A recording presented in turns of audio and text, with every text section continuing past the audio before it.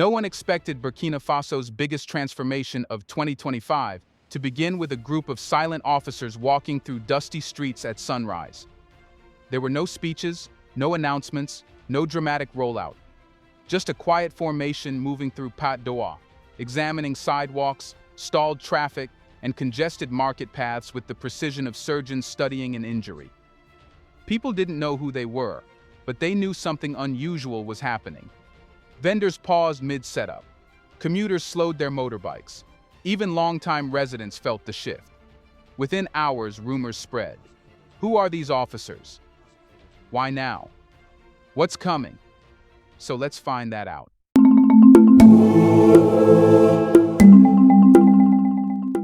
The first sign that something unusual was happening in Ouagadougou came long before anyone understood it. It began at sunrise, at that hour when the city is half awake, when vendors are setting up their stalls, when motorbikes hum softly in the distance, and when the streets still belong to those who rise before the noise. That morning felt different. A quiet buzz moved through Pat d'Oie, the kind of subtle shift people only notice when they're used to reading the rhythm of their city. A group of uniformed officers walked single file along the edge of the road, not loudly, not aggressively, but with a deliberate calm that immediately pulled attention toward them. They didn't look like regular police. Their uniforms were new, their formation tight but not militaristic, and their movements strangely synchronized, as if they had rehearsed their route. They didn't check weapons or bark commands. Instead, they stopped at narrow sidewalks, pointed at blocked passages, observed garbage piles, and consulted small tablets, marking coordinates with quiet precision. They were studying the city, piece by piece, like engineers examining a damaged structure before repairs begin. Local vendors watched them with the cautious curiosity that comes from years of uncertainty. Street life in Ouagadougou trains people to be alert. Any unusual presence can mean trouble, enforcement, or disruption. But these officers didn't seize goods, issue warnings, or demand papers. They simply walked, looked, noted, moved on. Their calmness was unsettling because it hinted at something bigger, something organized, something planned far in advance. By mid-morning, the murmurs began. Who are they? They're not gendarmes. They're not municipal cleaners. Are they soldiers? No, look, no weapons. Then what do they want? Other neighborhoods began reporting similar sightings. Uniformed officers walking through intersections, inspecting crowded alleys, analyzing markets, speaking quietly with local leaders. Nobody knew their name yet, but everyone sensed they were not on a routine patrol. Their purpose was clear. They were surveying disorder, the illegal stalls, the random extensions, the piles of trash, the shrinking sidewalks, the chaotic markets, the blocked emergency exits. They were collecting evidence of a problem that the entire city had learned to tolerate.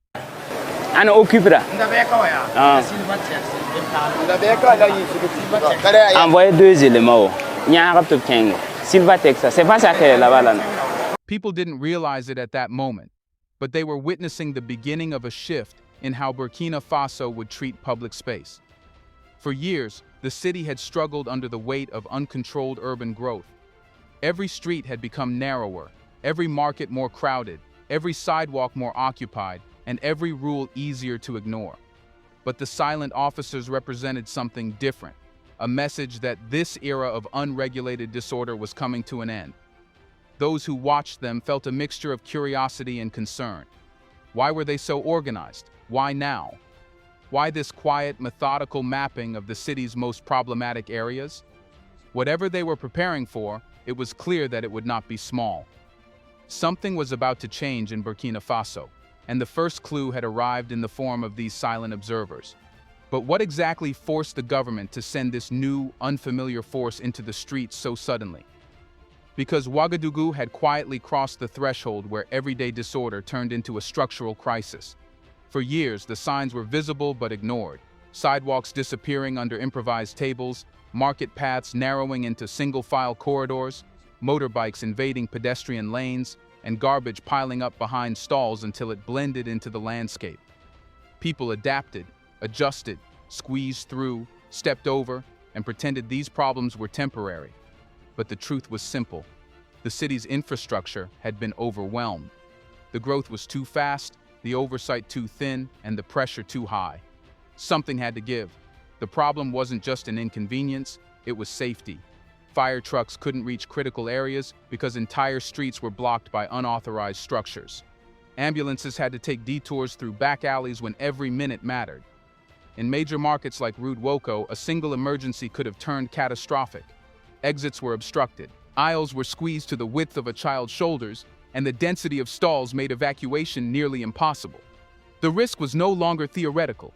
It was immediate, daily, and dangerous. Municipal services were doing what they could, but their authority was limited.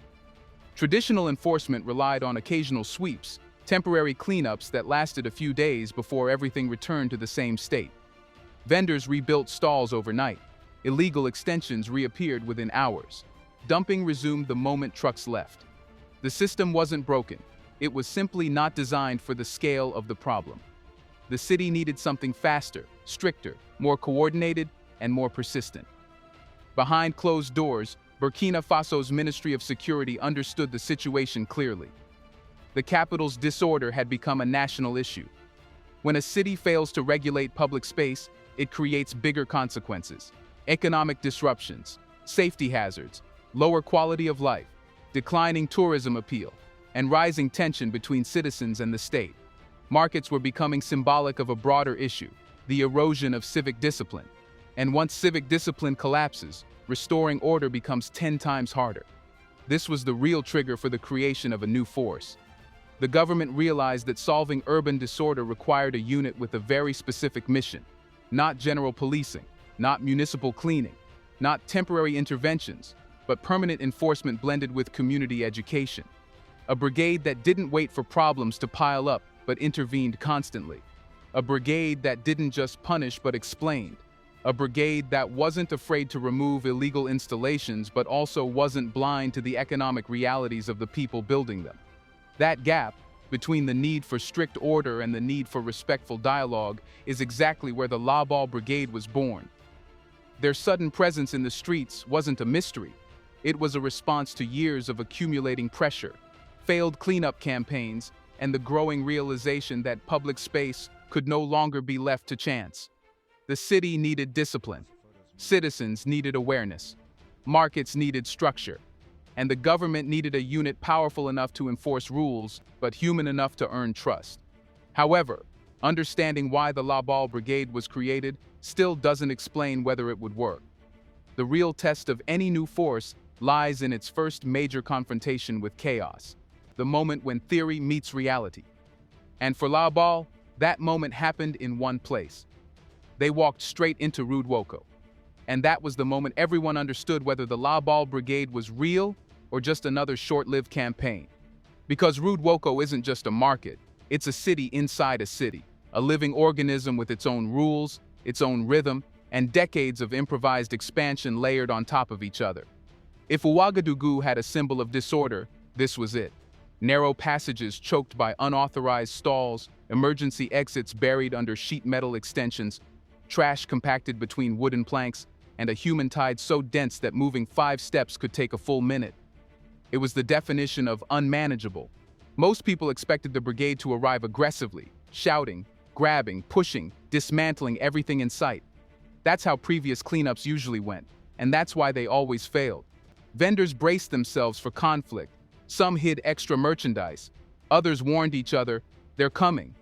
People prepared for a fight because disorder had become their survival mechanism. But La Balle didn't move like that. Their entrance was calm, precise, and almost surgical. They split into small teams and did what nobody expected. They didn't touch anything. They didn't break stalls. They didn't issue fines. Instead, they walked the entire market slowly, mapping every problematic area, checking distances between stands, inspecting choke points, and talking to vendors with a level of professional discipline that caught people off guard. In one section, officers showed sellers how their extended displays blocked fire routes. In another, they explained how heaps of trash increased vermin and disease. They pointed out where emergency access had vanished and where makeshift constructions were one spark away from disaster. Instead of confrontation, they offered clarity. Instead of confrontation, they offered clarity. Instead of punishment, they gave explanations. And then came the moment everyone held their breath for, the decision to act. When enforcement finally began, it wasn't chaotic. It was coordinated. Officers returned to the areas they had already discussed with vendors. They removed the same illegal structures they had warned about. They dismantled extensions that everyone already knew were unsafe. They cleared blocked pathways with efficiency that looked rehearsed.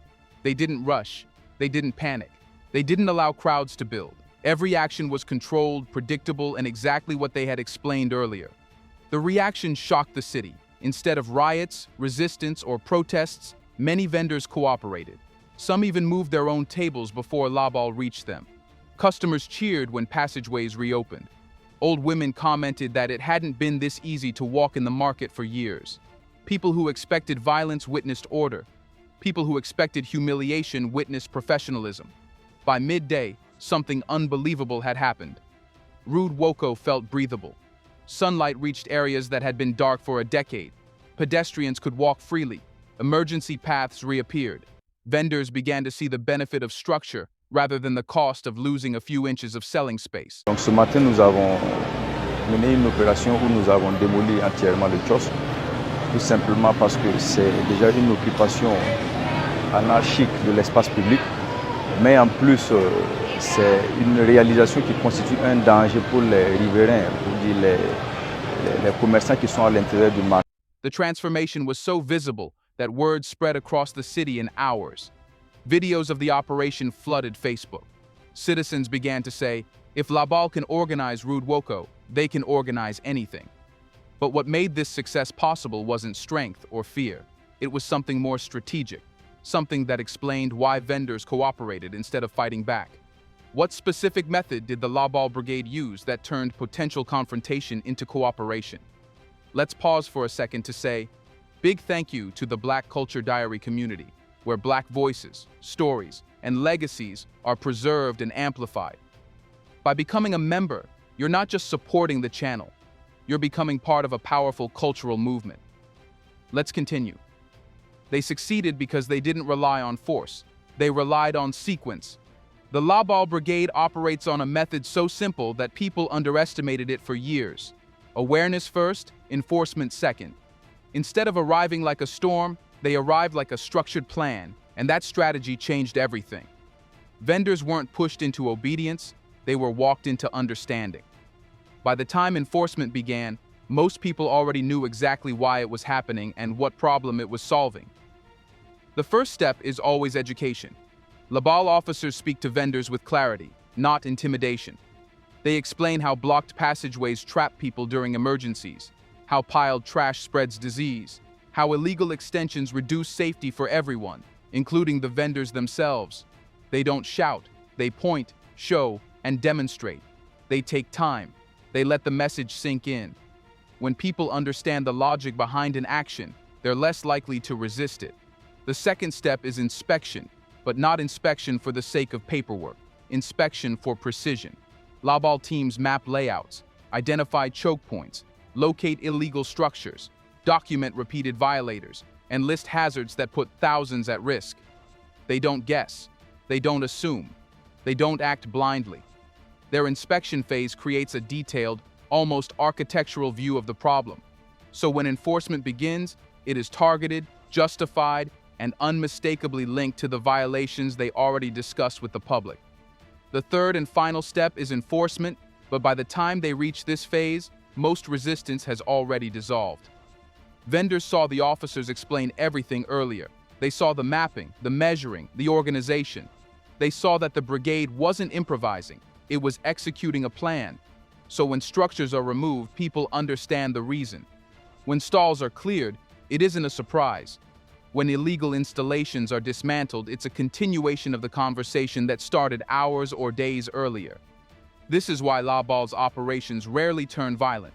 It's why their videos go viral. It's why their presence brings more relief than fear. The brigade uses discipline, not aggression, order, not chaos, structure, not brute force. Their professionalism gives them legitimacy. Their communication earns them public trust. Their consistency makes people cooperate. There's another element behind their success. They don't treat citizens as adversaries. The brigade understands that vendors are not trying to break the law, they are trying to survive. So Labal balances firmness with empathy. When they enforce a rule, they do it with respect, not humiliation. When they dismantle an illegal stall, they do it without insulting the person who built it. This tone matters in a country where livelihoods depend on small margins. The result is a rare blend: strict discipline delivered through human interaction. People comply because they feel informed, not cornered. They adjust because they feel guided, not attacked. And once citizens see the results, cleaner areas, smoother traffic, safer markets, they begin to support the brigade instead of fearing it. This method didn't just shape operations in Ouagadougou. It raised a bigger question across the country. If Labal can transform one market, one street, one neighborhood at a time, why limit them to the capital? Is the Labal Brigade meant to remain a local solution, or is it being prepared for a much larger national mission? Here's a reminder to please like and share the video and subscribe to our channel to watch more videos on Black culture, history, civilization, and identity. Let's continue now. The Labal Brigade was never designed to remain a local experiment. From the beginning, the Ministry of Security viewed Ouagadougou as only the launchpad. The real goal was always national expansion. Once the brigade proved its effectiveness in the capital, through the transformation of places like Pat d'Oie and Rue Woko, it became clear that the model could work anywhere. The problems Labal solves are not unique to Ouagadougou. They exist in every major Burkina city: unregulated market expansion, blocked sidewalks, irregular dumping, visual pollution, unsafe pathways, and a general weakening of civic discipline. The logic was simple: if one city can regain order, all can. So the plan began forming behind the scenes. Cities like Bobo Dioulasso, Koudougou, Kaya, Banfora, Fada Ngourma, and Tenkodogo have already been informally assessed for Labal-style interventions. Preliminary inspections in some markets revealed the same patterns seen in the capital: dangerous congestion, illegal constructions, unclean corridors, and spaces consumed by vendors who had no malice but lacked guidance. Extending Labal's presence to these cities wouldn't be a cosmetic move. It would be a structural rebalancing of how urban life functions across Burkina Faso. The brigade offers something more important than enforcement: a framework for how a city should breathe. National expansion has another purpose: standardizing civic behavior. Once citizens in multiple regions begin experiencing the same rules, same enforcement, and same educational approach, the country starts shifting toward a unified culture of public order.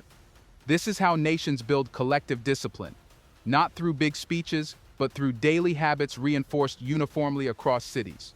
Labal's operations, explaining, mapping, organizing, cleaning, and enforcing, are replicable. And replicable solutions are the foundation of national programs. The government also understands that local authorities alone cannot manage modern urban challenges. Population growth, informal economies, and evolving city structures require specialized teams, and Labal fills that gap. By expanding nationwide, the brigade becomes not just a task force, but an institution, one that trains local officers, supports municipalities, and sets a national standard for urban discipline. In the long term, this will ease the burden on police and allow municipal services to focus on their core responsibilities without being overwhelmed. Public support is another factor driving expansion. Viral videos of Labal officers clearing markets, explaining rules, and restoring order have made them surprisingly popular. People admire their firmness mixed with respect. They value the cleanliness, the space to walk, and the reduction of hazards. Citizens in other cities began saying, "We want them here too." When people start requesting enforcement, you know the cultural shift has begun. Labal's nationwide expansion isn't just about order, it's about identity. Burkina Faso is positioning itself as a country where civic responsibility matters, where public space is respected, where discipline is not a punishment, but a source of dignity. A national Labal presence reinforces this identity every day, in every public square, through actions people can see and feel. But expanding a brigade across the country raises a deeper question. If Labal reshapes how markets and streets function, what does it reveal about the country's long-term direction? Is the rise of Labal simply a cleanup movement, or is it signaling a larger transformation in how Burkina Faso sees itself as a nation? It's far bigger than a cleanup movement. The rise of the Labal Brigade signals a deep transformation in how Burkina Faso sees itself, not just as a nation fighting disorder, but as a nation reclaiming dignity, discipline, and collective responsibility. For decades, African cities were often described as naturally chaotic, a stereotype repeated so often that many people began to accept it as unchangeable. Burkina Faso rejected that idea. La Balle represents a conscious decision to challenge the belief that public disorder is inevitable. It's a declaration that a clean, safe, organized city is not a luxury, it's a right, and that right belongs to every Burkinabe citizen. The brigade's impact goes beyond clearing pathways or removing illegal structures. It reshapes how citizens understand their relationship with shared space. When people see an organized market, when they can walk without obstruction, when trash doesn't define their neighborhood, they begin to believe that their environment matters. This shift in attitude is the true foundation of national transformation. The government can enforce rules, but only citizens can internalize them. La Balle bridges that gap by showing people, through consistent action, what disciplined public life actually looks like. Another reason the brigade represents a national identity shift is its tone. La Balle enforces the law firmly but respectfully. They talk before acting. They explain before removing. They guide before dismantling. This approach shows that discipline does not have to be violent, and order does not have to come with hostility. It demonstrates that the state can be strict without being abusive. That lesson is powerful in a region where enforcement is often associated with intimidation. La Balle proves that authority can be respected not because it is feared, but because it is fair. Their presence also strengthens national pride. When citizens see that their city is cleaner than before, that markets are safer, and that public space is respected, a sense of ownership grows. People begin to say, "This is our city, we must protect it." This shift, from resignation to ownership, is one of the most important psychological transformations a society can experience. It is how nations move from survival mode to development mode. La Balle's work reinforces this daily, turning the ordinary act of walking through a clean street into a reminder of national progress. Economically, the brigade's influence is equally important. Cleaner markets attract more customers. Organized streets reduce accidents. Clear pathways improve emergency response. Businesses operate with fewer disruptions. Tourists find the city more welcoming. Investors see a country that respects structure. These are not small benefits, they shape the trajectory of national growth. Order isn't just aesthetic, it's strategic. Perhaps the most important impact of the La Balle Brigade is the culture it's building, a culture where rules are not suggestions but shared commitments.